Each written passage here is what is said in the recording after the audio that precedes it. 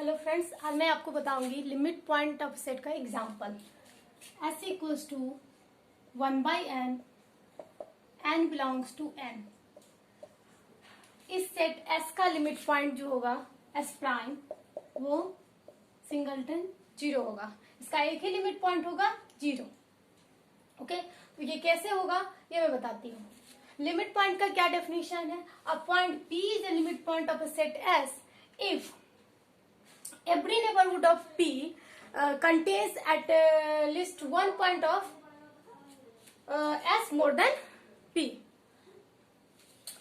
Okay, then definition of limit point n minus P intersection S equals to not equals to 5. Okay, then इस set का limit point मान लेते हैं। Let P be a limit point of set S। ठीक है, तो P क्या क्या हो सकता है? P पूरा रियल नंबर इसका लिमिट पॉइंट हो सकता है। अब कौन लिमिट पॉइंट होगा या नहीं होगा ये चेक करते हैं। Case one P equals to 0। P equals to 0 इसका लिमिट पॉइंट है या नहीं चेक करते हैं। P इक्वल्स टू 0 क्या बोल रहा है? लिमिट पॉइंट का definition for every neighbourhood of P,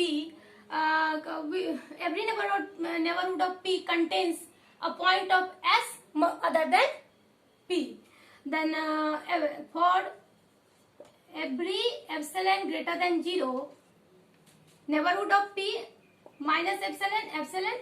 Okay, neighborhood of 0 equals to minus epsilon. We have to prove that minus epsilon minus 0 intersection S not equals to 5. Okay, proof में since epsilon equals greater than 0 then 1/epsilon greater than 0. Okay, you know Archimedean property says that if for every real number there exists a positive integer m such that real number is greater than positive integer is greater than real number, then by Archimedean property for every real number there exists a positive integer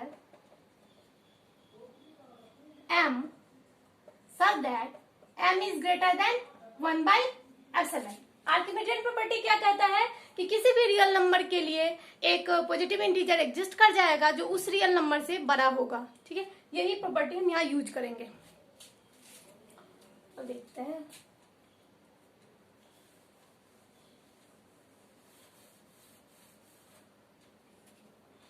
real 1/epsilon greater than 0 and there exists positive integer m greater than 1/epsilon. This implies that क्या हो गया? 1/m is less than epsilon. Okay, now 0 is less than 1/m. 1/m is less than epsilon and इसको ऐसे भी लिख सकते हैं minus epsilon is less than 0, less than 1/m, less than epsilon.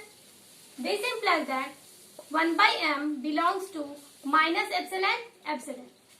Okay, अब now लिमिट पॉइंट की definition पे आते हैं। For every neighbourhood of 0 this neighborhood contains at least one point of S more than P. तो minus epsilon minus 0 intersection S अगर हम करें तो क्या आ जाएगा? 1/m, क्योंकि for every epsilon greater than 0 के लिए क्या एक बिलोंग कर रहा है? 1/m बिलोंग कर रहा है माइनस इसके नेबरहुड में, माइनस एप्सिलॉन और एप्सिलॉन में। वो ये 1/m क्या है? 0 से बड़ा है।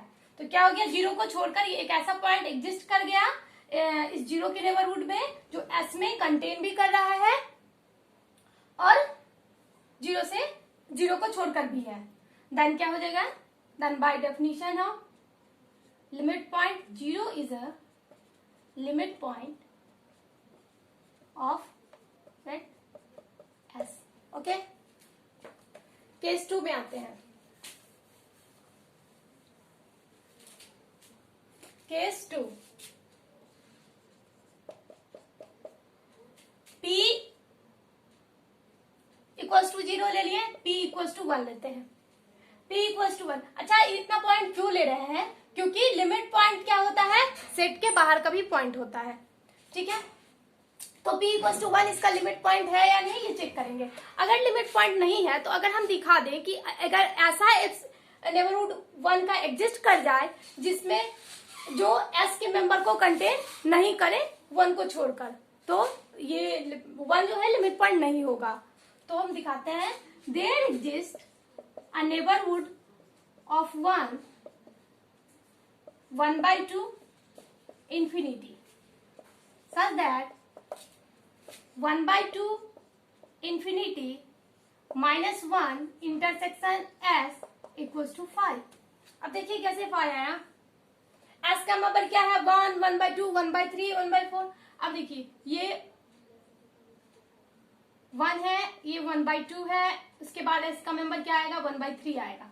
ठीक है, तो ओपन इंटरवल अगर हम ले ले 1/2 इंफिनिटी, तो 1 को छेड़कर S का कोई भी मेंबर उसमें नहीं आ रहा है. ठीक है, then this implies that 1 is not a limit point of S. Similarly case 3, case 3 क्या होगा, केस 3 लेते हैं P ग्रेटर देन 1.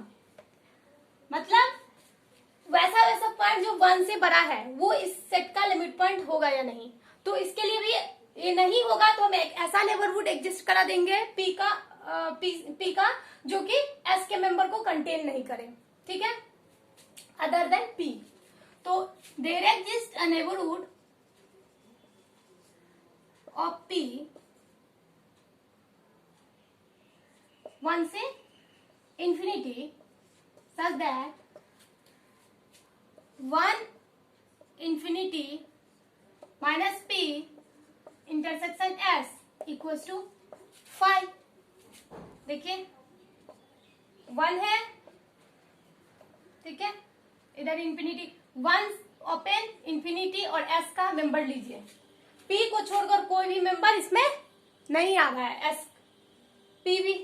P को अगर माइनस भी कर दे तो भी नहीं आएगा, S का कोई मेंबर आएगा ही नहीं. मतलब P को माइनस भी कर दे तो 1 इंफिनिटी नेबरहुड इंटरसेक्शन S तो भी 5 हो जाएगा. ओके, अब लेते हैं, क्योंकि P तो S में बिलोंग ही नहीं कर रहा है तो ऐसे भी हो जाएगा. Case 3, case 4, P less than 0, P less than 0, P less than 0. फिर एक ऐसा neighbour, there exist neighbourhood of P कौन सा, minus infinity 0 such that minus infinity 0 intersection S equal to क्या हो जाएगा, 5 हो जाएगा. ठीक है, दिस इंप्लाइज दैट P से ग्रेटर लेस जितना भी मेंबर है S का, P less than 0, P limit point नहीं होगा. This implies that P is not a limit point of S. अब इस सेट का हम सारे मेंबर को दिखा दिए जो P कौन P 0 और 1, 0 से कम है, 1 से बड़ा है, 1 है और 0 है. अब बचा क्या, 0 से 1 के बीच का मेंबर. तो देखिए केस 5, केस 5 हमारे पास क्या बचा, 0 से less than P less then 1. अब इस ये मेंबर, ऐसा मेंबर S का लिमिट पॉइंट होगा कि नहीं. तो इस P में 2 केस आते हैं, 0 और 1 के बीच का मेंबर में 2 केस आते हैं. ऐसे ऐसे नंबर जो पी में बिलोंग एस में बिलोंग कर रहे हैं, ऐसे ऐसे पी जो एस में बिलोंग कर रहे हैं, और ऐसे ऐसे पी जो एस में बिलोंग नहीं कर रहे हैं। तो एक केस लेते हैं, P does not belongs to S, then check करते हैं कि this P is limit point of set of S और not. P not belongs to S, then 1 by p greater than 0, क्योंकि p क्या है, 0 से बड़ा है। Okay, then there exist a unique integer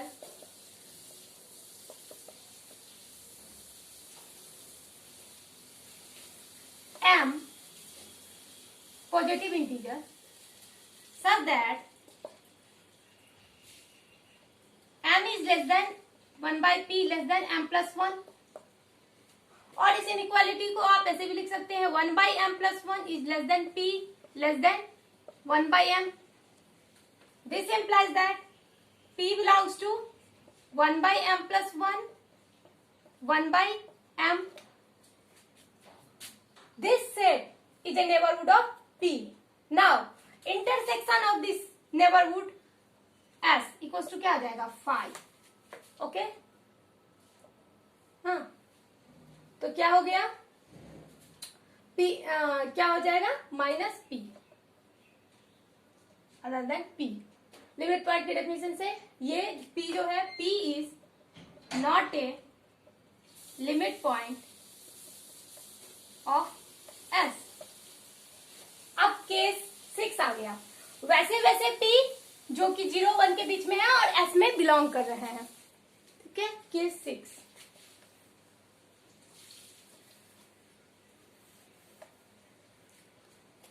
case 6,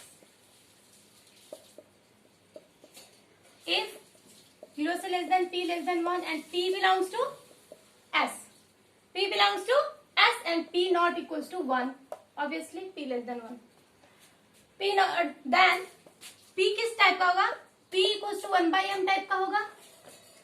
okay, then there exists a neighborhood of p क्या, 1 by m minus 1,